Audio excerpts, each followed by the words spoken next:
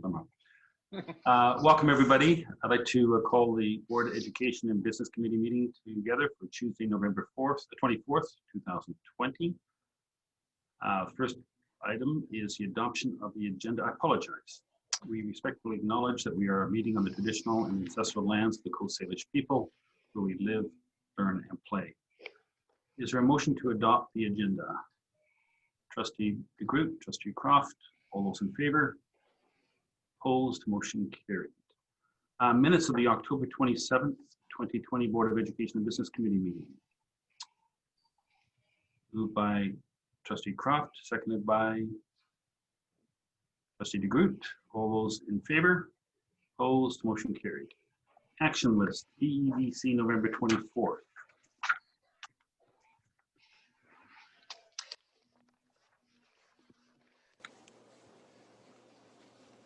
Did you want to speak to this? Well, the first, I can speak to the first item, which was around the rainbow crosswalks, and I know we're not going to be able to have a report out on that till we're, into the spring. So I think it'll remain here, but I don't believe we'll have anything else to say on it until March, April. Okay, thank you.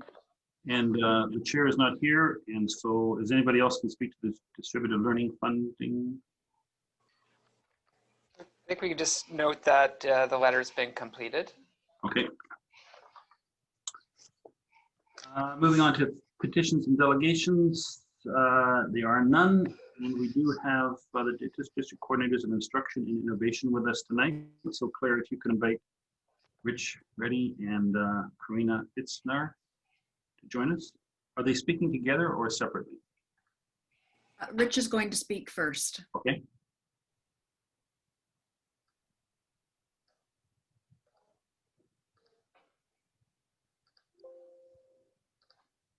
We were going to address you separately. First Rich and then myself, I think.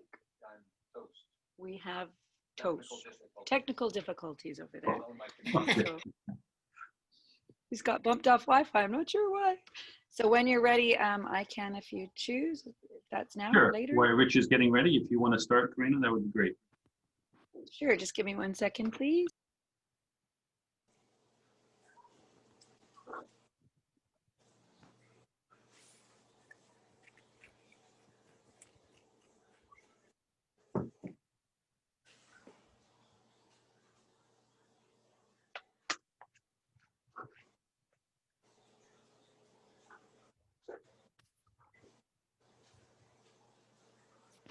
While he sorts that out, I will share my screen and get started.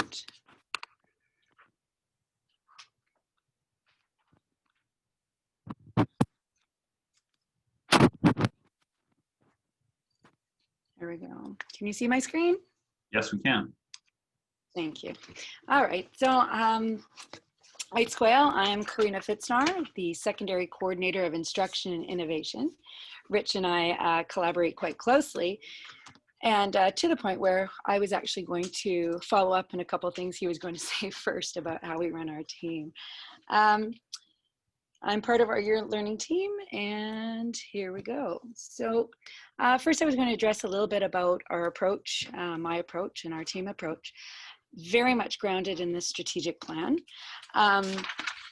All of our conversations, our initiatives, everything is vetted through the strategic plan. We've really been challenging ourselves to be very interconnected in that way and unpack everything that we can, and challenging each other to think more deeply. Setting off a new team like this, it's been great to have that plan that mirrors our values, our collective values in education. Overall, we're working in a way that's very collaborative and interconnected. So that's not only between our coordinators and departments, but we're all part of different provincial networks and island networks, and we try to bring those back to our table. We're trying to connect schools and teachers, finding common themes and connecting people who are maybe unaware that somebody else in our district has the same intention that they do, and finding crossovers of our own initiatives. So when we come in fired up about something we think is particularly meaningful, we try to unpack potential layers, and do a lot more with less. So of the things that we're doing to make them as meaningful as possible. Everything's very future focused and designed for growth and greater opportunity. So for example, when leading groups through a Zoom session, we try to design that in a way where it can be replicated, borrowed or used by different school sites or teams where they can share with their colleagues. To try to make everything as valuable as possible, and to try to provoke people's thinking in a way that may inspire them to create their own initiatives.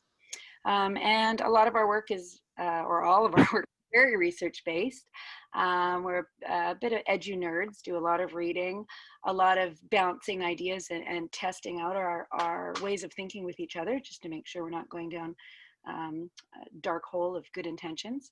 And a lot of that checking our research and intentions is also with people, professionals within the field, professors that we know, people at the ministry, that sort of thing. A huge part of my time and Rich's has been spent on communicating student learning. This is massive. It's just so important for empowering learners, everything that we do. So communicating student learning and assessment with the learners, with the parents, with all the educators that work together to support a learner. For myself, a big focus with grades 8 and 9. In grade 8 and 9, it's a big transition year. They're embracing no letter grades, so leaving letter grades behind and embracing the BC proficiency scale. This really causes a shift in practice. It's a very positive shift, and it's actually going a little smoother than I may have expected, which is fantastic. People seem quite open and are engaging. So it causes a shift in practice where instruction and assessment are more aligned. So they're really coming together. It's more timely. So communication coming out as it happens, as opposed to predetermined times in a calendar year. And much more inclusive of student voice. So that's empowering student ownership, and for assessments to be very truthful and specific as things are happening, so that they can take steps for growth at that in the moment as it's happening. And holistic. This holistic piece is massive.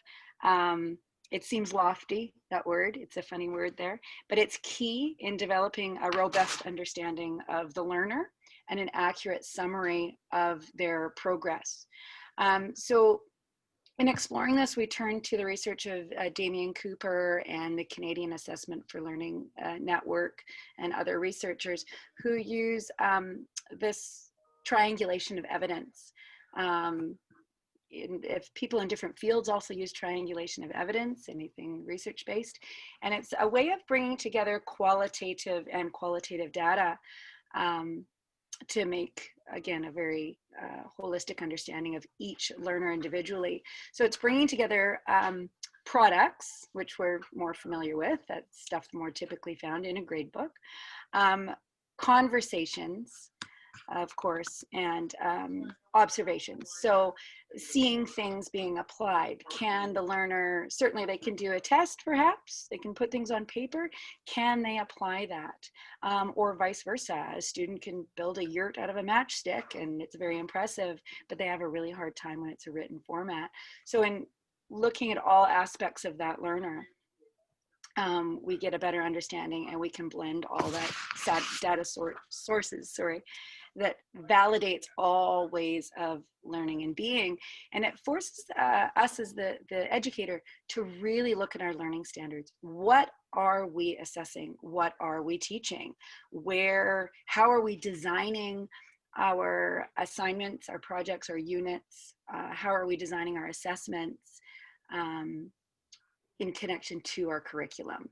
And so it's becoming way more rooted in curriculum and meaningful. And quite a few light bulbs have gone off even just in the last few days. It's been really exciting. A lot of teachers saying, oh my goodness, I wish I could rewrite all the report cards I just did. Oh my goodness, I wish I would have done this differently. So I'm excited to see what happens in the remainder of this year. So this has been an access point, especially with for most teachers. And now I just want to address a little bit about other areas of us working. Ooh, bounce, bounce. Let's go. There we go. So in interacting with our teachers, we get called in for different reasons, but it's really, I try very much to be, we all do, responsive to the needs and inspiration of teachers.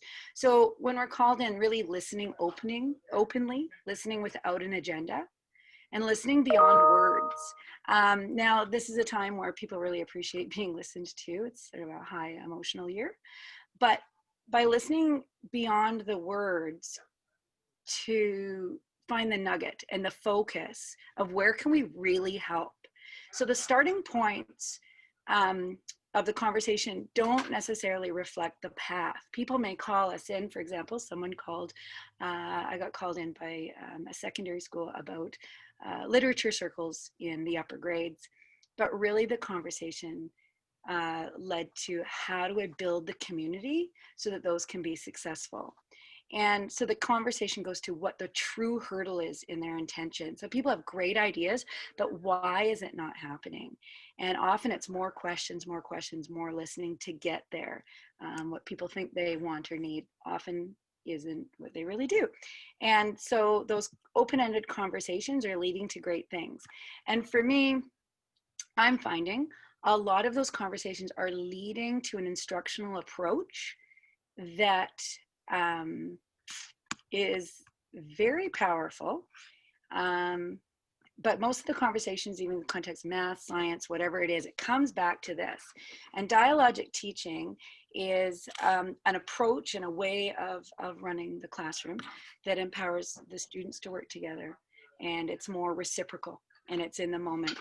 So it's tons of research on this. It builds relationships in collaborative communities. If you have this practice in place, then you can engage in inquiry, learning, project-based teaching, all of that. It's a foundational piece that is key. It allows for immediate descriptive feedback, empowers conditions for cultural responsiveness. We can go and research wonderful things about, being trauma-informed, being informed about the needs of different groups of people. But if you're going truly culturally responsive, or responsive to the learners in front of you, it's about the actual humans in front of you, which involves, as your teacher, leader, a lot of listening for the nuance and what is meaningful to the learners in front of you. So dialogic teaching creates those conditions for critical thinking, also student voice, agency, and in the end, it leads to greater academic understanding and even written output. That heavy oral piece is accessible to most learners. So you can engage in a very high intellectual place, even if they struggle in the written form. And in the end, it's a really powerful piece. And for those edu-geeks who love to read and research, this is the core of Vygotsky and other foundational pedagogists and contemporary also. And then finally, I just thought I would, moving forward. Technical difficulties in the school board office. There we go. Just some final bits and pieces. I thought I'd just throw out there a smattering of the sorts of conversations I've been engaging in. So that is second language instruction through storytelling, representation of powerful Indigenous artists and academics to ignite critical thinking within different subject areas. That's been a big conversation over at Cowichan Secondary. Promoting Hall Communum and Indigenous contact as an act of allyship and of truth and of reconciliation. So bringing us doing our part in bringing the language of this land alive. Cross-curricular planning. Creating assessment tools, really meaningful design, and designing projects that are accessible to all learners. Within this, the technology piece and other pieces, everything really trying to be as embedded and authentic as possible. When engaging, for example, in Zooms, we try to weave in a new technological skill, something that the teachers can learn through doing and then apply with their teaching. And I think that gives a pretty good glimpse into my world. Are there any questions? Thanks, Karina. Just before I turn it over to trustees, just want to welcome Trustee Spilsbury and Trustee Thorne to the meeting. My question is, you gave an example of how you interact with the staff. They called you in and you met with them regarding literature circles, but how do you connect with staff on a regular basis? Do you knock on doors or do you wait for the call? So Rich and I decided this year to do a monthly memo. So that's one conversation opening, and just try to give some helpful tidbits and put ourselves out there. I try to go to a campus where I already have connections. I'm a very social person myself, and I've been at a lot of schools and I know a lot of people on each site. So starting at the end of last year, actually, I had some requests already from the end of last year, and things to follow through with my old staff. So that was a great starting point of a conversation following through and things that I was engaging with last year as part of a staff. Going to a site, just keep in mind, September, things a little bit more open than right at this moment. I would go with intention and go early. I would let the staff know, hey, I'm here for an appointment. I'll stay here during lunch and after school if we'd like to connect. And it's amazing how many people did connect. I attended staff meetings. I attend staff meetings, and will be attending some department head meetings. And luckily, by tapping into being part of the provincial secondary network, Island Literacy, Island Numeracy, and other things out in the world, I have a reason and a purpose to communicate, which I'm very careful to not be also not overwhelming, because people have a lot of things happening in their inbox. So try to be very selective, but provide invitations for engagement. Thank you. Any other questions of Karina this time? Karina, could you just close your screen because I can't see all the trustees? Oh, I will. Sorry, my apologies. That's okay. Still screen sharing also. Sorry, this screen's a little bit, it's not letting me out. Oh, goodness. It's not letting me out. I might have to. Karina, that's okay. I'll just ask the trustees. Oh, there we go. There we go. It let me out. Sorry. Any other questions, trustees? Karina, thank you so much for all you do. And I think now your partner, Rich, is going to speak. Rich, you have to turn your mic on. Thank you. Thank you. Let me just share screen for a minute here. Let's do this one. And slideshow from start. And put that down. Good. Aitsquale, everyone. Ikawana Silam Nama. Apologies from my laptop, who had some strange Zoom behavior earlier. We'll get that figured out here in the midst of the technology department at a crucial time. It decides to do strange things.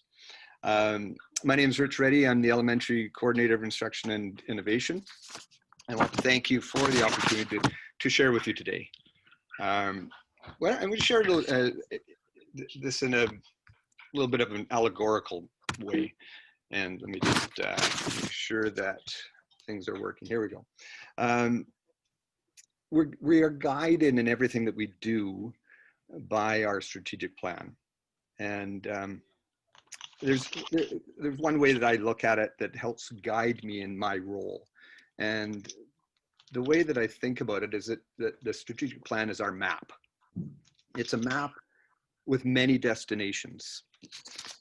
Like a lifelong traveler, the goal is not the destination, but it may be enlightenment, understanding the culture, adventure. Our goal is actually the journey that we're on. Our goal here is enhanced student learning for our hahasnem. How we get there are the journeys that we all undertake throughout the district. Not just me and not just the learning team, but everyone in our district. Some of those journeys are short, some are long, some visit favorite spots, and some explore new territory. They require different modes of transport, from buses to cars to boats. Let me give you an example to illustrate. One journey that we're on right now is an initiative or a project to review district-wide assessments. This one requires a bus. People will be getting on and off the bus depending on their part of the journey. It also requires a driver. In this case, the driving is shared because it's a long journey and we don't want to wear out one driver.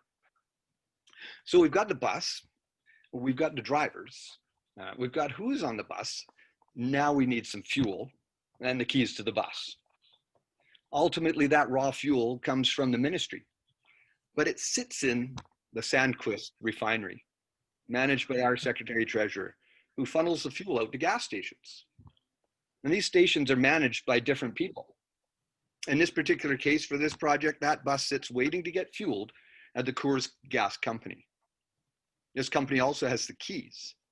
And when they've checked that the journey is safe, it's staying on the map, and has what it needs, the keys are handed over, and off the bus roars or trundles, as the case may be. It's hoped that throughout and by the end of the main route of this bus, that the travelers may get off and climb on bicycles, walk, or roll on their own, or join others in electric vehicles and continue exploring what interests them along the way in a sustainable manner without having to get too much fuel from the gas station. Sometimes there are roadblocks and detours like COVID. Sometimes there isn't enough gas and trips need to be adjusted. Not all trips can happen at the same time, but we have a map to follow. You'll notice that although sometimes people may explore on their own, we started on a bus with many. This alludes to the teamwork nature of what we do here. We don't work in isolation. It's a traveling club. We work with our colleagues out in the field. As a smaller learning team of coordinators and other people associated, we meet every Monday for a brief check-in and planning, and every month we meet with the larger team, the larger learning team, to stay connected. The main work that I do with others from many different areas. It's collaborative and it's synergistic. The work that I do is guided by this plan. As the elementary coordinator of instruction innovation, I am or should be involved in or aware of everything that affects instruction and innovation from kindergarten to grade 7. And sometimes I jump on the secondary bus as well. Presently, my focus right now is in the area of assessment and communicating student learning, effective reading instruction, and numeracy. We've had a shift in our expectations for 50% of our kindergarten to grade 7 teachers around communicating student learning. As Karina mentioned, we're not doing letter grades anymore. And I'm working to support them through school visits at lunchtimes, after school, staff meetings, PLC days. I also create documents and samples to help guide them, maintain a presence on a website for these resources, and share these through events like our upcoming Ignite with No Bite, or Ignite Sans Bite on Thursday. Reading is a foundational literacy skill, and that is also a focus. And we ask ourselves the question, how can we leverage current research and evidence to improve our students' reading at all grades? And this is a project that we are embarking on as a learning team. Numeracy is a passion of mine, has been for a long time, and I'm working on supporting schools through projects aimed at developing foundational and thinking skills in mathematics. Those are the main journeys that I'm on now. So how do I go about this? First of all, being a listening leader.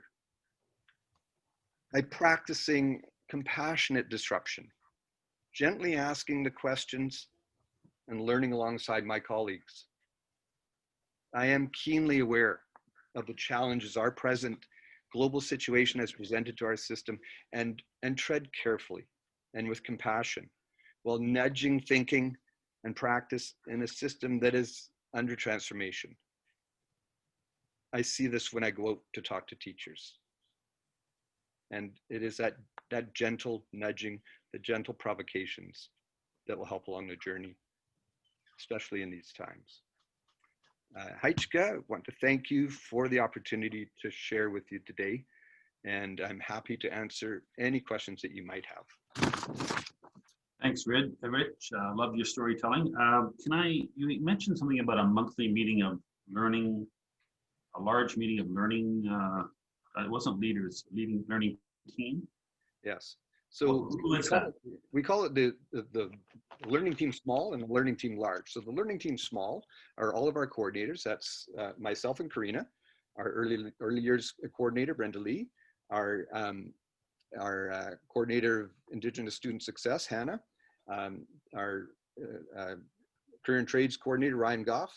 We also have representation from Richard Matthews, district counselor. We have Lisa Reed, district technology support teacher. That's our small team. That's the people that are around it. And we meet, and we have a small meeting. It's brief, half an hour, and then once a month we have a little bit of larger meeting. And then once a month we then meet with, we invite any members of the senior administration learning team. So those are our district principals and our superintendent and associate superintendents to convey information back and forth. We ask them questions. We had a nice presentation around budgets last time, and then we engage with them with what we are doing too, so that the communication flows back and forth. And those then fuel smaller meetings where we just need to get some stuff done. And we have those on regular basis, ad hoc as needed with the people that sometimes the ones that have the gas and the keys that we need to access. Okay. Thank you, Rich. Any questions, trustees? Trustee Croft, you just brushing your hair or is your hand up? Okay.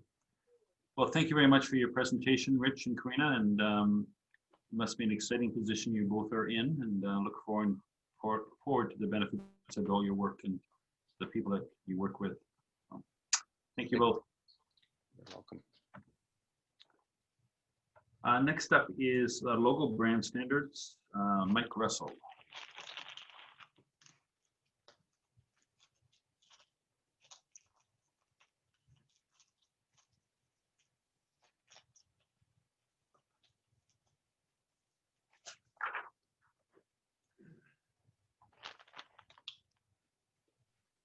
Good afternoon, everyone.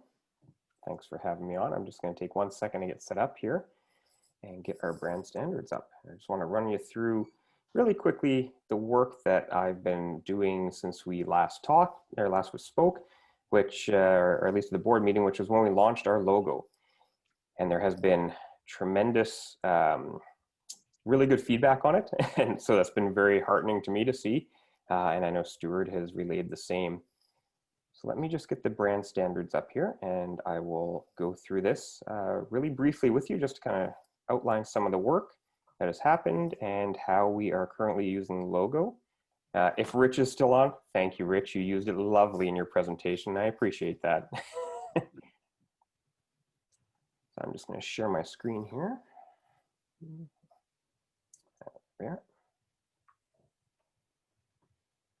All right. So everybody can see that. We're on for our ride here.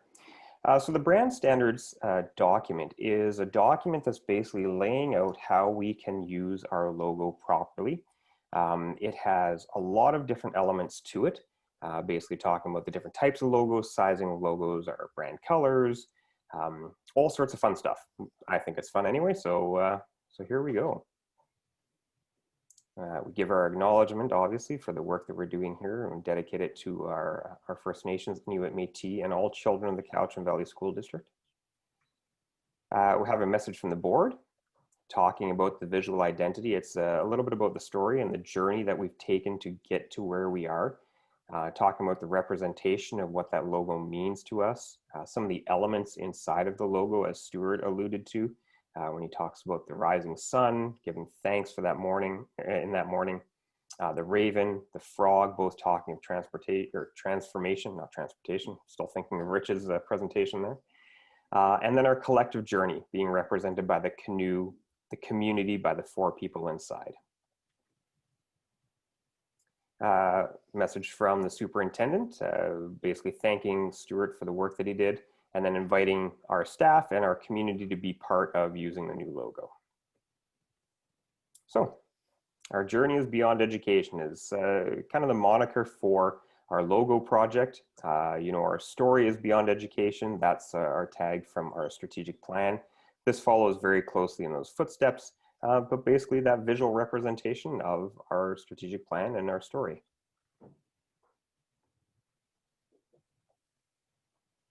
So we have, sorry, it flipped on to, I won't read it all because it's a long document. So we'll go a brief overview of this. But talking about the brand, again, talking about where the inspiration came from, how that engagement happened. So people can realize that, you know, the logo didn't just pop out of nowhere. This was really tied to our strategic plan. The wonderful engagement that the board did to get to that strategic plan, we used that information with Stuart and we were able to come up with this logo.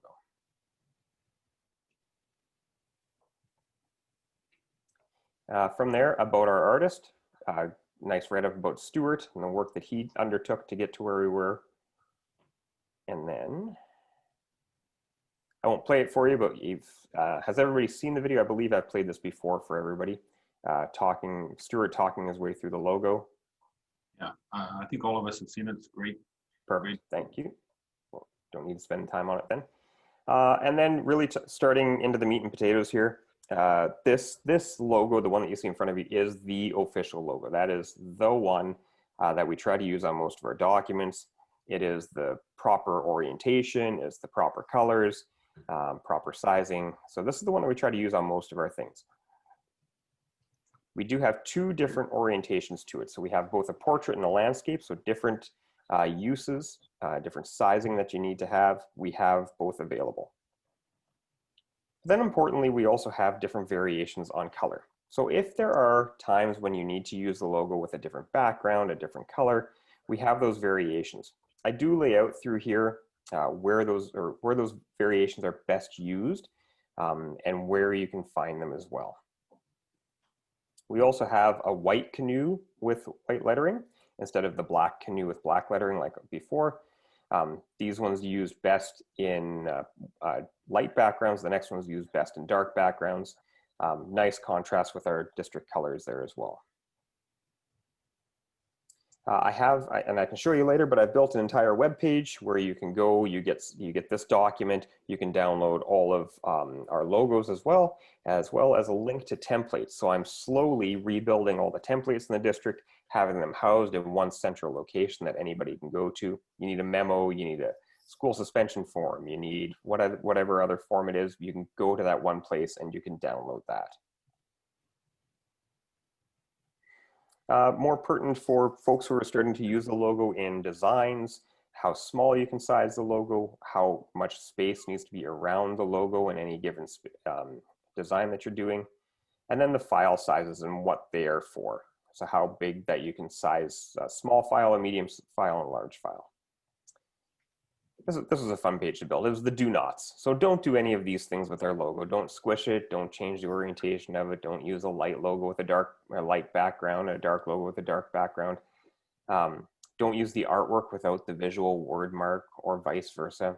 And then don't use our old logo because that one's been retired. This is our logo or our district colors. So we have our primary colors that are orange. Secondary is the darker, sort of the medium blue. Then we also have a dark blue, a yellow, and a light blue. You'll see that through many of the things that are coming out now in terms of our templates or our media releases. Any of that sort of stuff is coming on this sort of district coloring now. And this is what I'm building those templates with, is all these colors. So if you need them for printing something on a t-shirt or you need them for any design, we have all the color codes there as well. The district name, we talked about through this process, we're just going with the Cowichan Valley School District and trying to conform all our documents to that. The other variations are not being used. It's working well with some people, but the media, I have found it's going to be probably a little bit of a longer process, but that's okay too. The Beyond Education tagline, that's something that we started to use. You saw it at the beginning with our journey is beyond education. We have our story is beyond education. So we have those taglines as the ability to be used. So if you're in HR and you want to use your career is beyond education as a tagline for hiring and recruiting, absolutely, it's all yours. We just ask that we use that beyond education in a way that's appropriate, but you can use it throughout. If you see our new email signatures that are out there, a lot of them, like mine has our journey is beyond education. That's a common one that's going around now as well. So Board of Education. Board has their own specific variation on this logo. It is the only logo you can see with the Board of Education on top of the Cowichan Valley School District logo, but that variation is what the board will use for their communication. I've also used, oops, sorry, click that forward where I didn't mean to. I've also used a stylized version of that with the portrait version on a board letterhead as well that has Board of Education on top of it too. We do have program identifiers. So in our drive to be consistent in what we do, we are putting some identifiers in and having our different programs that are district level having these identifiers. This does not apply to schools. I've always been trying to say that really clearly. You know, it's not Francis Kelsey's logo, it's our logo. They have their own, they're able to continue with that. But this allows some of our current programs to be able to use our new logo, as well as gives a sense of ownership to different sections within the district. So, you know, say Glenn wants to have information and technology, and he wants to make a separate program identifier for that, he can do that. So he can have t-shirts for his crew. They can have things on their email signatures and things like that. So they can have this as an option as well. Fonts, probably really boring for most people, but we have two approved fonts to use. One is Roboto, one is Calibri. Calibri is loaded on most things you have. Roboto is here to download if you like. Then to the email signatures. So we're trying to really have a consistent look to our email signatures, and we have both desktop and mobile versions. But what I've included in here is ability for people to personalize it a bit as well. So we do have the name in bold. Under that is your position, the optional pronouns. You can put it in there. If you want your school name or your district name, that is in bold, address, phone number, website, and social media. Then a space, our logo. We can personalize that our journey is, our career is, or whatever you want, but the beyond education is there as well. And then we've gone with a standard acknowledgement, not optional in email signatures. If you're an employee with us, you got to have an acknowledgement in there. That first part is not optional. The second part in the lighter blue, that's mine. And that's optional, but that's an example for you. I use mine about telling the stories of our Chachas. So that's personalized to me. This would be if you're at a school and you want to use a school. So here we've changed it to Cowichan Valley School District Beyond Education. We have Francis Kelsey information in there and their logo as well.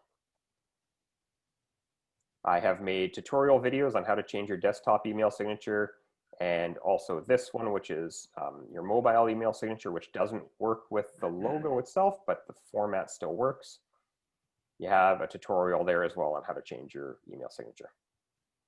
Finally, I'm building a repository of stock photography that's taken at our district, with our kids, with our teachers, where people can go if they're building presentations.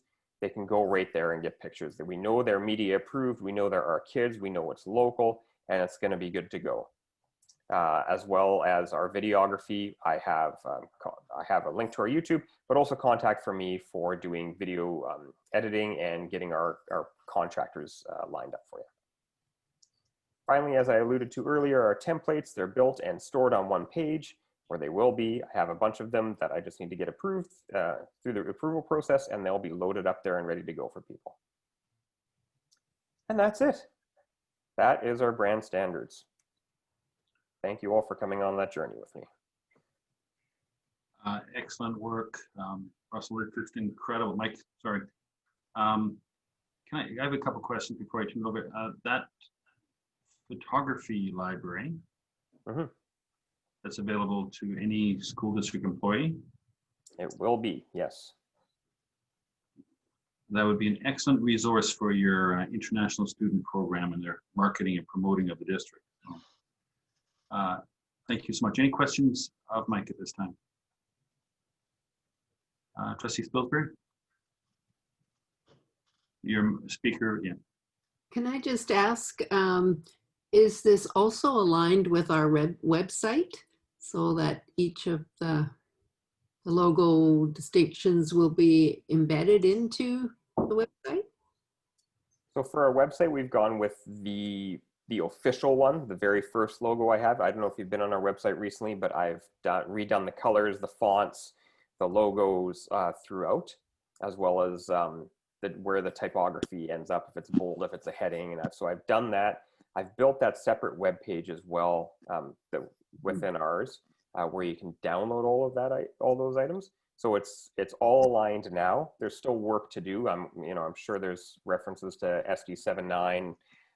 We have 1,100 pages on our website, so it's going to take a while to trickle through that, but that's a work in progress. That's great work. Thank you. Thank you. Any other questions? Trustee Kemla? So that document you just showed us, is that available on the website as well? It is indeed. Yep, Thank you. sd79.bc.ca/logos. And you're right there. Great Or work. it's in the top header bar as well when you go on. If you go to our website, logos there, it says logos right beside it. You click on that, it brings you right there. Perfect. Thank you so much. You're welcome. And if I'm at a school and I want to produce a school uniform or a school t-shirt, do I need to seek advice, or not advice, permission? Or can I just use as long as I follow the guidelines? Yep, just as long as you follow the guidelines, you feel free to use it whichever way you need to. And was that all created in-house? Which parts do you mean? The fabulous book you just showed us. Yes, I did that. That was wonderful work. a couple 3 weeks of my life, which was very enjoyable, not a complaint. Exceptional work, very Yeah. professional. Thank you. Thank you. Any other questions? Thanks, Mike. Thank you very much. Rob, I went through chat to raise my hand. I do have, for any future reference, I think we need to include the color red, because black and red are the two most powerful colors in Indian world. They're our strongest power colors. All right, thank you, Joe. Trustee Thorne. Sorry, Joe, I apologize. I was looking at the photographs and wasn't looking at the hand coming up there. Thank you. Okay, Jason, that's been a hard act to follow, but you're up next. It always is when I follow the education and all the great things we hear about happening in the district. Although I do have some good news myself with the first item, which is why I've brought it to your attention. We don't normally bring our WorkSafe rate announcements, so I'm going to share the screen and bring it up and show you why we're bringing you these rates this time. So the reason I have these here is for as long as anybody can remember, we have had what's called the demerit position on our WorkSafe rates, which means our claims are higher than others in our sector, in our industry. And in fact, just a few years ago, we had the highest WorkSafe claims rate in the province for school districts. And for the first time in anybody's memory, we actually have a lower rate than the base rate, which means that we have a discount. Although the base rate is increasing due to the WorkSafe BC utilizing some surplus that they have. So we expected that. But here we are with an 11% premium, a 14% premium, a 14% premium, a 7% premium, and now a 3% credit. So around 2018, we began work with SD23, which is a shared service among school districts for claims management. So we centralized, we pay a fee, but that fee has paid itself back probably tenfold for having that centralized professional service to look after the district's claims management. So just wanted to bring that to your attention, because we have brought it to your attention in the past when it was at the upper end, and now we're actually moving down. So I have that. Well done.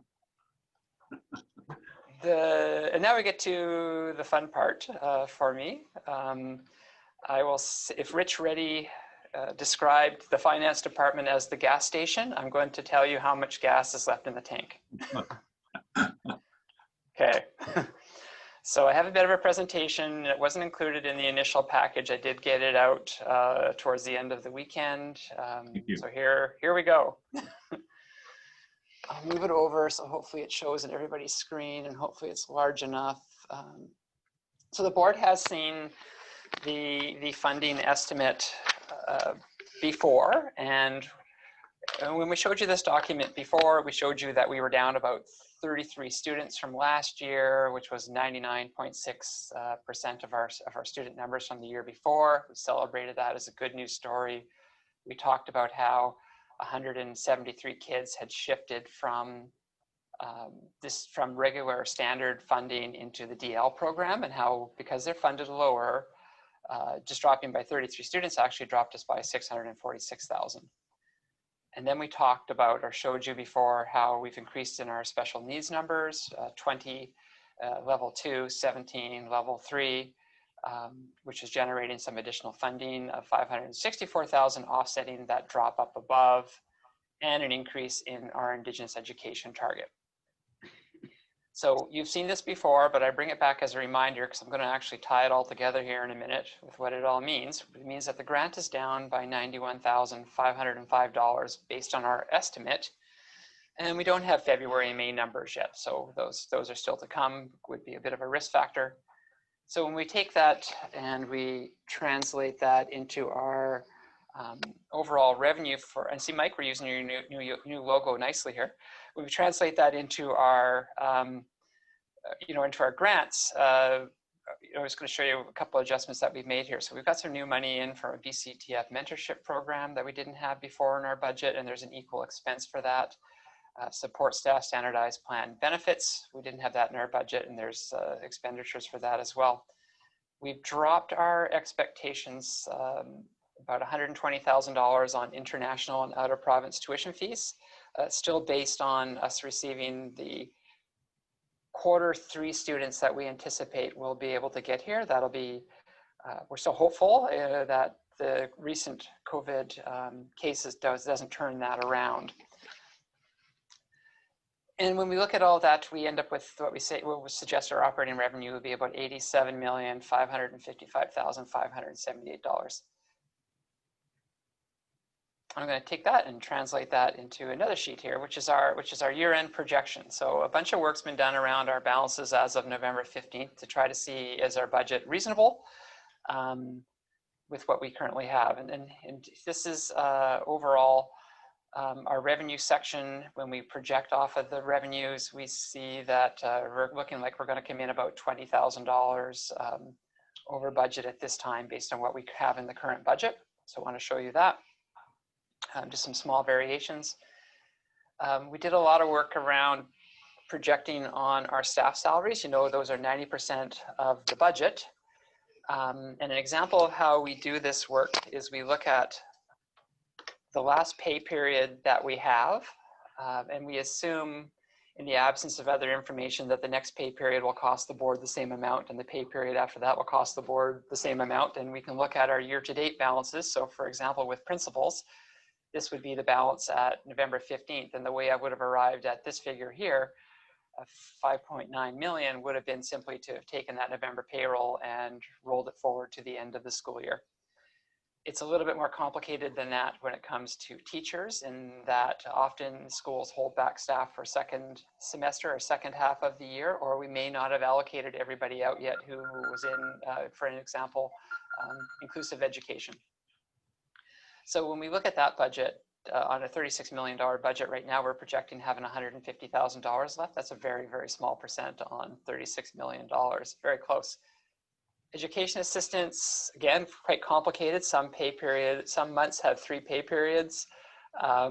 They don't cleanly end a 2-week period at the end of June on June 30th. So we have a little stub period typically there. We need to factor out the fact that many don't work or get paid for spring break and winter break because they take their vacation in the summer and use those periods as time when they would use other potentially an EI claim. So you can see again that we're coming in very, very close to budget in regards to our support staff. Excluded, I have to figure out why we're over there. I'll dig deeper on that at a later time. And the one on casual replacement, just for the board's information, September and October haven't been too bad. You know, that's a bit of a surprise in COVID times. I was expecting more usage. The first 2 weeks of October were higher, but we know that if you had symptoms, it might have taken you a week to have gotten a test and those results back. So you would have been home and potentially drawing on your sick bank while that was occurring.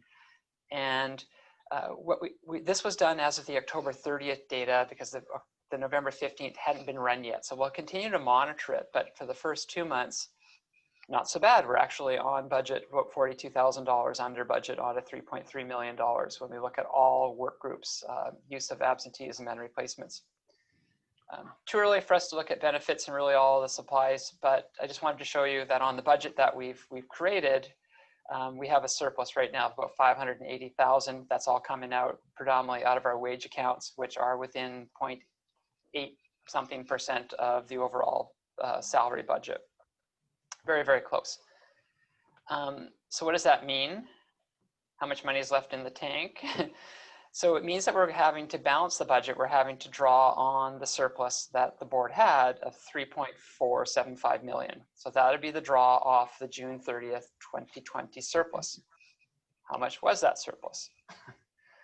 Moving along, it all flows together. That surplus at that time was 5.1 million, of which is restricted. So put aside for this year at that time was 2.8, and part of that was used to balance the current year's budget, and some of those were line items that weren't fully spent. So if we hadn't spent our Indigenous education target, that had to roll over, or the BC Ed Plan grant, that had to roll over, or schools may have had learning resources that rolled over. There's a number of things that make up that. So what I'm showing you here is that we've gone into that unrestricted line item here, which was 2.3. We've gone into it by $641,000. So how did that happen? Right off the top, there were some adjustments made to principal, vice principal, and exempt compensation that were a result of keeping up with the teacher increases. So there was some opening there by BCPC, and the board provided those increases.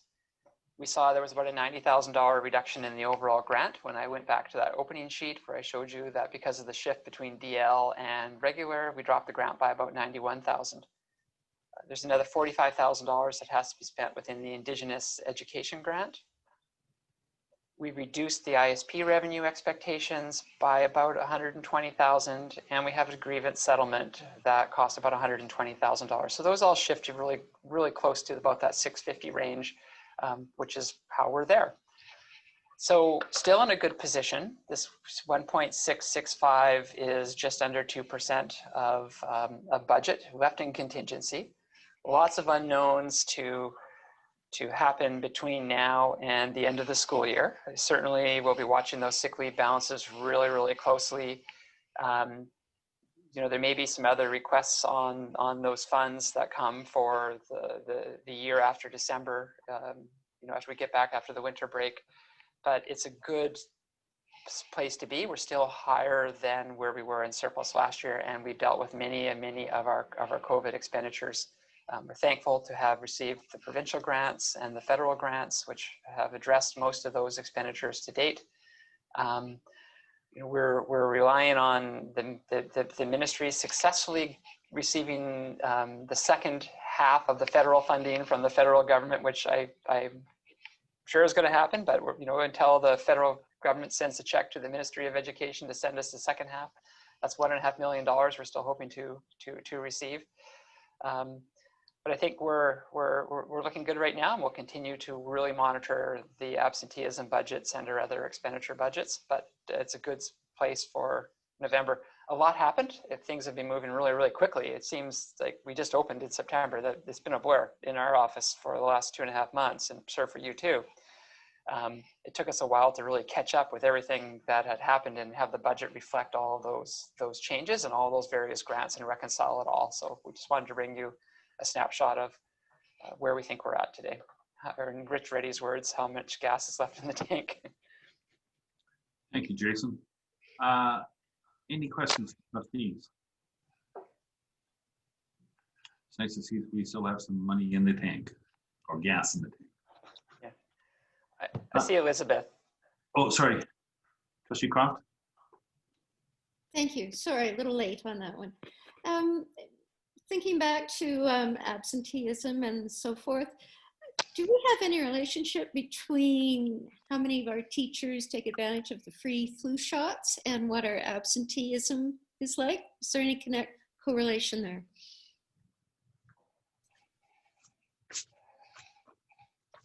That looks like a no.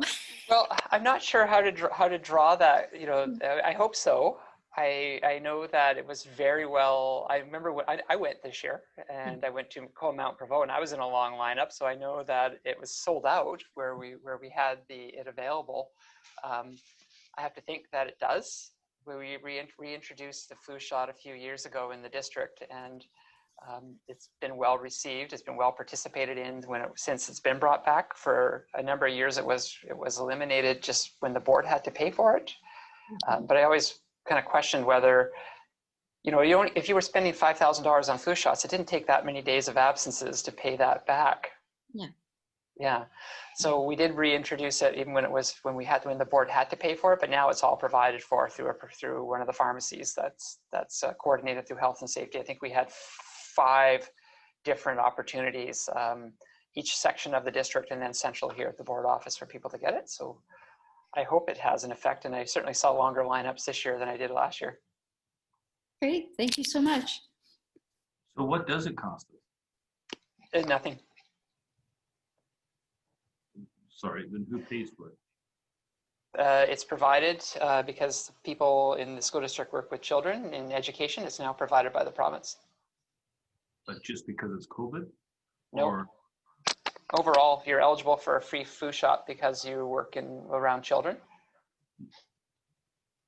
I didn't know that. So it's the Ministry of Education provided. I don't think it's the Ministry of Education. I think it's Ministry of Health. Okay. Thank you. Mm-hmm. Moving on to policies and committees. Trustee Croft.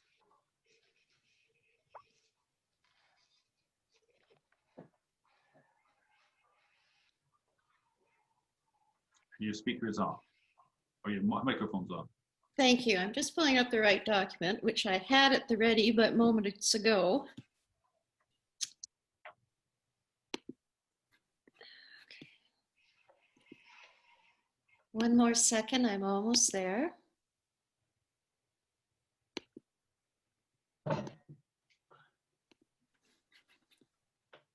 There. Okay, thank you. So this is just a summary of our advisory committee meeting that was held last Tuesday. And advisory is all of our education partners gathered together to share news and to also to advise the trustees on what's important and what they need and what's going on in their part of the district. Excuse me. So last week was actually very positive. Our educational partners are managing the complex protocols for COVID-19. In particular, we heard from the District Student Advisory Committee, and they're at the secondary level, but they are very happy with their learning. And they also appreciate that the district and their teachers and principals and everyone involved has just made a huge difference, and they're working to preserve both the learning and also that sense of community at the schools. Parents remain challenged by the logistics, which adds another layer to already very busy schedules. The district parents committee have formed an IEP subcommittee to better understand that system and best practices. They continue to offer quite a few online presentations, and tomorrow there will be a Zoom presentation on anxiety in children. Parents express that they do miss the opportunity to be in the schools, to be hanging around talking to teachers and kids in the hallways after school, but they understand the importance of that. Excuse me, but at the same time, they also say they really, really appreciate any opportunities to Zoom in or to watch live streams of events. Even though the community has settled into these protocols, the presence of the sort of COVID undertow and all the risks that are involved still remains with everyone. This may be good for caution, but it can be hard on stress. Excuse me. And some of the things that they reported in terms of what is working during COVID, everyone's agreed keeping the children in school is really positive for their social lives, for their emotional well-being. There's been a lot of successes with the buddy system. They're stressing the importance of hands-on activities, lots of social connections. And the consensus seems to me that you can't really over-connect with children in these times. They're always happy to hear from their teacher or their principals. Students also recognize and express appreciation for the extra work that has to go into the few extracurricular activities that can be maintained during COVID, and they're making the most of those opportunities. Now more than ever, it takes a village to care for our students. And I just wanted to say once again what a privilege it is to work with this group. It's a community of compassionate, professional, and very respectful individuals. And those are the highlights from last week's meeting. Nice words, Trustee Croft. Thank you. Any questions of Trustee Croft at this time? Mr. Sanquist, is there any other business? No, So I have none. I know the trustees have to remain on. I'd like to have a motion to adjourn. Trustee Spilsbury, Trustee Croft, all those in favor? Opposed? Motion carried.